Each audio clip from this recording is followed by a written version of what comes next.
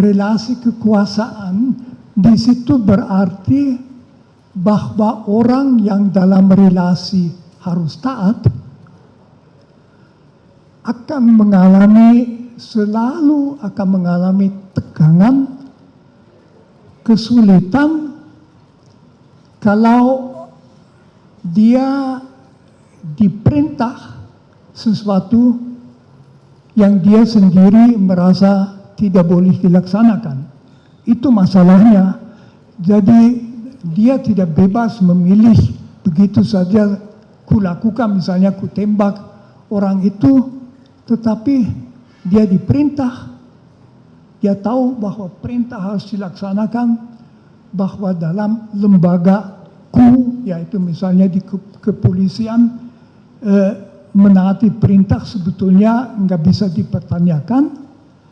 Nah itu yang lalu berarti kalau dia melakukan sesuatu yang secara etis ansih pada dirinya sendiri tidak bisa dibenarkan, bisa juga dianggap bahwa dia tidak sepenuhnya bertanggung jawab atas itu.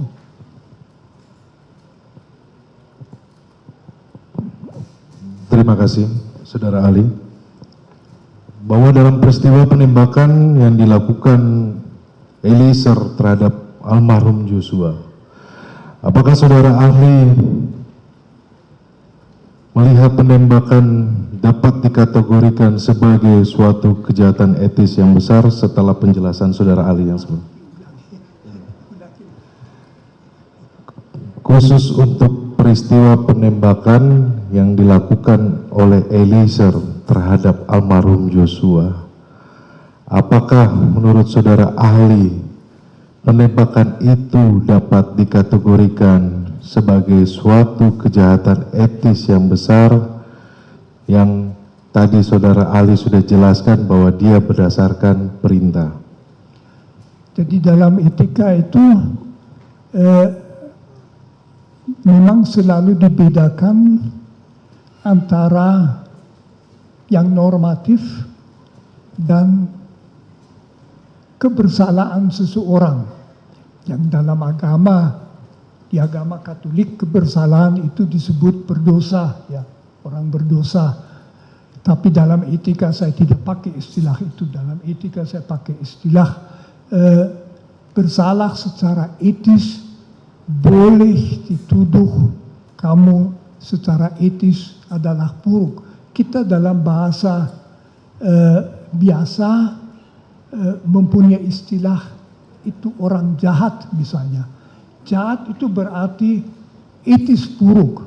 Nah, orang yang dalam situasi relasi kekuasaan tadi melakukan sesuatu yang sebetulnya secara objektif menurut etika normatif jelas tidak boleh dilakukan, belum tentu bisa disebut jahat.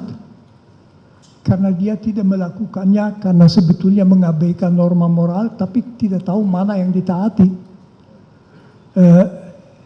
Penilaian moralnya itu dalam suara hati keliru. Dalam etika faham suara hati yang keliru banyak dibicarakan. Di situ dikatakan orang wajib untuk membentuk suara hati, jadi supaya perasaan moral sesuai dengan norma-norma objektif.